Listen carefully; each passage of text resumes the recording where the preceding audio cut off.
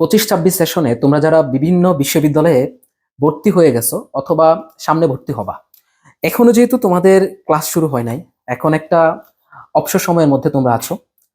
তো অনেকে অবসর সময়টাতে কি করবা না করবা বা কিভাবে এই সময়টাকে তোমরা ইফেক্টিভলি ইউটিলাইজ করতে পারবা, তো সেটা নিয়ে একটু দ্বিধাদ্বন্দ্বে থাকো। আমি তোমাদেরকে জাস্ট তিনটা জিনিসের কথা বলতে পারি। এই তিনটা কাজ করলে আই থিঙ্ক তোমরা খুব ইফিশিয়েন্ট ইউজ করতে পারবে এই সময়টাকে। এবং এখন এই সময়টা খুবই গুরুত্বপূর্ণ, ক্লাস শুরু হওয়ার আগে থেকে এবং পুরো ইউনিভার্সিটি লাইফটাই তোমাদের জীবন অনেক গুরুত্বপূর্ণ। তো প্রথমেই বলি, এই কাজটা করতে পারো যে ধরো বই পড়তে পারো। আমি আসলে এখন আর খুব বেশি বই পড়া হয় না, বিভিন্ন কাজের ব্যস্ততায় নিজের ইউনিভার্সিটি প্লাস হচ্ছে প্রতিষ্ঠান সামলাতে গিয়ে এখন আর তেমন উপন্যাস বা আদার্স বইগুলো পড়তে পারি না। এমনিতে আমার কাছে কিছু কালেকশন আছে। তবে একটা সময় খুব বই পড়তাম, সেটা হচ্ছে কোভিডের টাইমটাতে। ওই সময় আমার প্রচুর বই পড়া হতো। এমনও হতো যে আমি একটা বই পড়া শুরু করলে সেটা শেষ না করা পর্যন্ত আমি খাবারটাও শুরু করতাম না, আমার এতটা বইয়ের নেশা ছিল।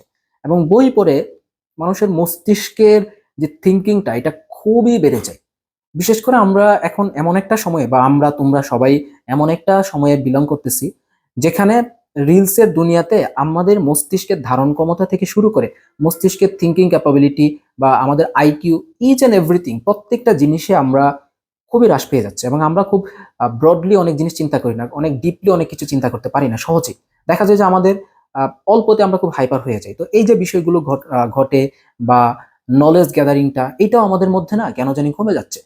সম্পূর্ণ জিনিসটাকে একটা কারণে ঘটতেছে, সেটা হচ্ছে রিলস দেখার কারণে। তো আমি তোমাদেরকে সাজেস্ট করতে পারি, দেখো এখন তোমাকে যদি বলি যে রিলস না দেখে এটা করো সেটা করো, তুমি হয়তোবা অন্য কাজের দিকে খুব একটা এডিক্টেড হতে পারবে না। বাট এই যে বই হচ্ছে এমন একটা জিনিস, বিশেষ করে তুমি যদি উপন্যাস পড়ো, তো এই জিনিসগুলো এতটাই তোমাকে এডিক্টেড করবে, এটা মানে ইফেক্টিভ বা এটা পজিটিভ এডিকশন বলে আমি এটাকে। তো তুমি দেখবা যে তোমার ফোনের দিকে বেশি অ্যাট্রাকশন থাকবে না। তুমি চাইলে ইচ্ছা করলে তুমি ফোনটাকে ধরবা না, ইচ্ছা করলে তোমার রিলস ভালো লাগবে না, তুমি দেখবে বইয়ের মধ্যে ঢুকে গেছো। তো আমি মনে করি যে তোমাদের এই অবসর সময়টাতে তোমাদের অন্তত চাইলে প্রত্যেকদিন বা 2 দিনে একটা করে বই পড়ো, অনেক ভালো লাগবে দেখবা। একে হচ্ছে অবসর সময়টা খুব ভালো যাবে, দ্বিতীয়ত হচ্ছে তুমি অনেক কিছু জানতে পারবা। তোমার ধরো যে মেন্টাল যে পিস, এটাও একটা ভালো চলে আসবে। এবং আলটিমেটলি ইউনিভার্সিটিতে যাওয়ার আগে তোমার যে ফোনের প্রতি অ্যাডিকশনটা সেটা অনেকটা কমে যাবে। এবং আমি এটাকে খুব ভালো করে সাজেস্ট করি তোমাদেরকে। দ্বিতীয়ত আসো, আরেকটা বিষয় হচ্ছে তোমরা টিউশন করাতে পারো এখন।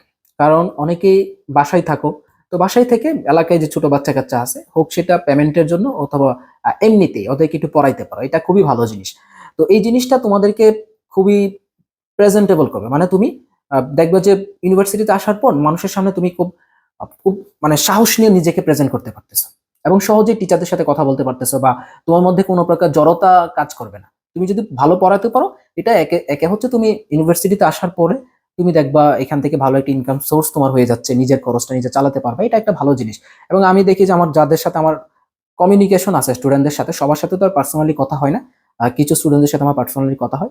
মেজরিটি হচ্ছে ওরা বাসায় বসে বাচ্চা কাচ্চা পড়াচ্ছে। অনেকে আছে যে অ্যাডমিশনের আগে চিন্তা করছিল যে আমি যদি চান্স পাই তাহলে আমি 1-2 জনকে ফ্রিতে পড়াবো। তো ওই কাজটা বা ওই সবের কাজটাও কিন্তু ওরা এখন করে যাচ্ছে। তো তোমরা যারা আছো, মানে হোক ছোট বাচ্চা, হোক সেটা একদম ক্লাস 1-2, অথবা সেটা হোক না তোমার এইচএসসি লেভেল, তুমি যেটাই পাও না কেন, ওদেরকে একটা মানে আহ, ই ধরো অ্যামাউন্টের কথা চিন্তা না করে এখন আপাতত একটা এক্সপিরিয়েন্স গ্যাদার করো, এটা তোমার জন্য অনেক কাজে দেবে ইনশাল্লাহ। এবং ইউনিভার্সিটিতে আসার পর আমি চাই সবাই 1-2টা করে অন্তত টিউশন করাও।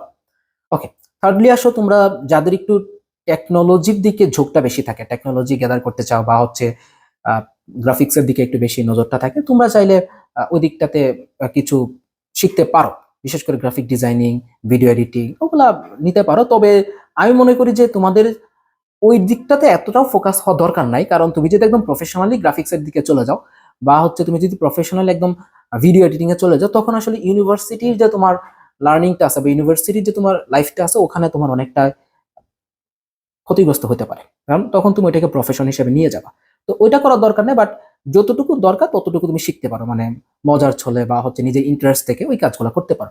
তবে মোটা দাগে হচ্ছে আমি তোমাদেরকে বই পড়াটাকে একটু আমি ইন্সপায়ার করতে চাই। এটা পড়লে তোমাদের দেখবা মানসিক শান্তিটা ভালো আসবে। তা আমি আবার বলতেছি, আমি এখন এত বই পড়ি না, কারণ এই যে বললাম না, ব্যস্ততা চলে আসলে আসলে বই পড়াটা হয় না। বাট একটা সময় প্রচুর বই পড়তাম, প্রচুর বই পড়তাম, নিজেও টুকটাক লেখালেখি করতাম।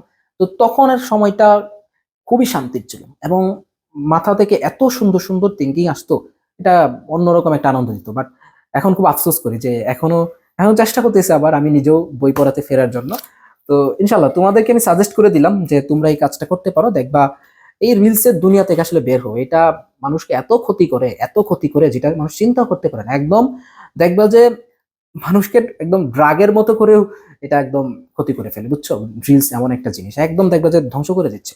আমি নিজেও মাঝে মাঝে রিলসে অ্যাডিক্টেড হয়ে গেলে দেখি যে আমার কাজকর্ম ঠিক মতো চলতেছে না, আমার ধরো যে গ্রোথটা কমে গেছে বা প্রতিষ্ঠানের গ্রোথ সবকিছু কমে যাচ্ছে। তো এই জন্য আমি নিজেও খুবই ভয়ে থাকি যে আমার কখন রিলস অ্যাডিকশন হয়ে যায়।